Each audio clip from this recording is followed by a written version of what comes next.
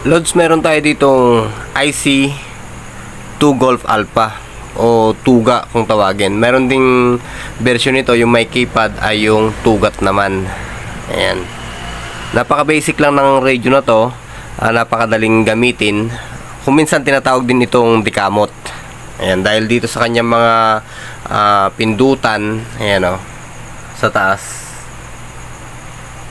Naihahambing kasi sa pagkamot pagka nililipat-lipat sa frequency. Ayan, napakasimple lang naman gamitin nito, Lodi. Sa gilid ay meron siyang light, PTT at function. Dito naman sa bandang harapan ay meron tayong monitor, high and low, tsaka call. Lilipat yan sa standard na frequency kung saan nakalagay yung kanyang standard. Pagka pinindot mo yan, ayun, babalik siya sa 14500. Okay?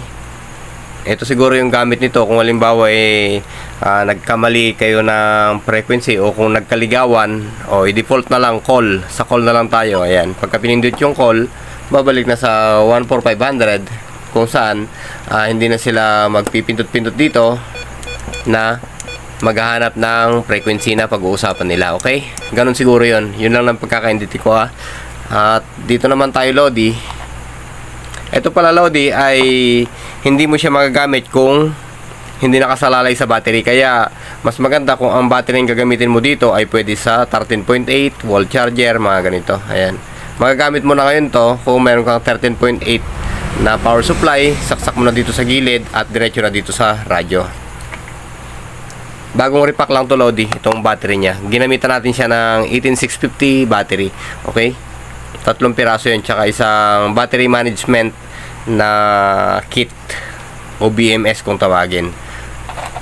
Yung ilaw naman niya, Lodi, pagka pinindot mo, rekta na yan na iilaw. Ayan o. Ayan. Kung napansin nyo ay umilaw siya. Ayan.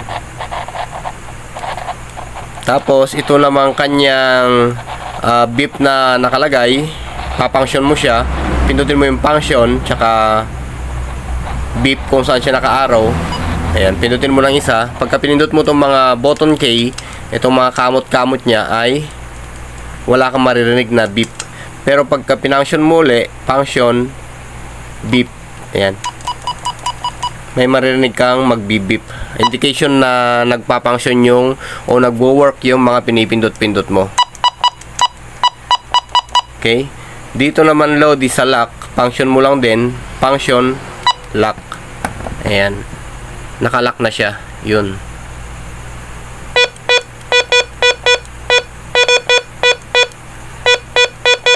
Ito yung kanyang SQL. Ito naman yung kanyang volume kasama na sa power off. Okay? Tapos pindutin natin yung function para sa menu. Ang makikita natin dito sa menu ay yan. On. Tapos offset. Tapos yung kanyang frequency step. Yan lang naman, Lodi, ang karga niya sa kanyang settings. Ang problema pala dito, Lodi, itong kanyang frequency step. Puro 25 tsaka 125 lang.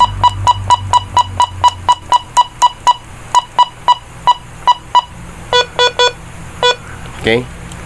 Pagka ganyan kasi, kung halimbawa nasa 144 ka, 144, andito ka sa, pagka pinindot mo yung 10K, 125. Ayan siya, oh. May butal, Lodi. Ito, Lodi, yung sinasabi ko, may butal lagi yung kanyang frequency. Ayan, kung halimbawa nag-uusap kayo sa okay, 410 tayo, 420, hindi ka makakapunta sa 418. Ayan. Ayan, 418, 75, 4175, ayan, 416, 25, 415, then 413, 75. Laging may butal, Lodi. Ayan. 420, okay naman siya. 425, 427, 430 na. Mamaya Lodi ay ituturo ko sa inyo kung paano natin solusyonan itong frequency step na yan. May hotkey tayong gagawin. Para Lodi, yung factory reset, pinipindot yung light, function, then power off mo muna, then power on. Ayan. Pag nag-blurred yung screen, ayan, bumalik na sa 14500. Lahat ng naipasok mong memory o anumang setup ay mawawala, mapupunta sa default na siya Lodi. Okay? Yun yung kanyang reset. Ayan o. Pinipindot lang dito Lodi. Sabay lang to. Tsaka function. Light and function. Yun lang naman Lodi. Wala naman ng ibang kakaiba dito sa radyo na to. Pero ang kanyang power output ay 5 watts at low power is 0.5. Ayan. Isa pa pala Lodi, kung halimbawa may problema kayo sa kanyang step, pagka pinindot nyo ang function tsaka set, ang TS dito ay nasa 15 lang or 125. Kung halimbawa Lodi, ganun ang problema, hindi nyo siya may adjust at yung frequency nagkakaproblema, hindi nyo siya maipunta sa by 5, mga ganyan, hindi kayo makapunta sa frequency na gusto nyo dahil may barya nga. Ganito lang ang gagawin nyo Lodi. Bukod dito sa function dito, ay ganoon pa rin yung frequency. Pagka pumunta kayo dun sa frequency step, ay ganoon pa rin, nasa 125 pa rin tsaka 25 or 15. Ibig sabihin nag-lock yung Lodi. Kaya ang gagawin nyo, light, function, then HL. Ito, pagka inon nyo siya ay ganoon din siya Lodi, magbo-blur din. Hindi ko lang may focus yung camera. Ayan, nag-use siya ng konti. Tapos kung pupuntahan nyo ngayon ang step, ito, pinutin ang function, then set.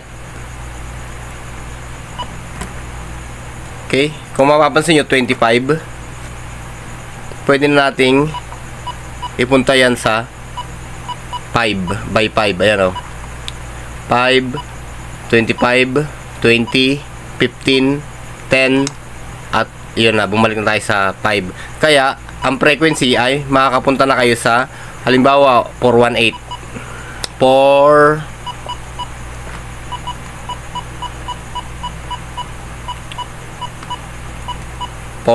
yan. Okay.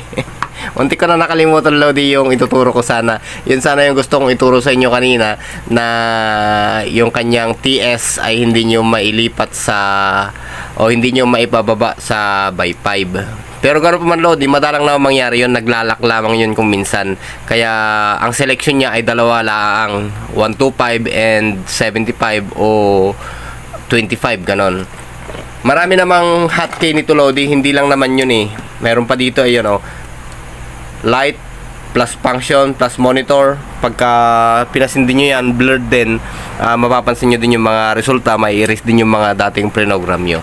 Okay, so hanggang dun muna Lodi. Sana may konting tips ako na ituro sa inyo about dito sa 2GA na to. Ayan, about sa kanyang TS na hindi nyo maipunta sa by 5, yung kanyang hotkey. Ito Lodi, hotkey to. Ayan ah, yan, tsaka ito, sabay-sabay yan, isa, dalawa, tatlo, hotkey yan, isa, dalawa, tatlo, hotkey din to, isa, dalawa, then tatlo, hotkey din yan. Okay, so hanggang dito muna Lodi, maraming salamat at magandang buhay.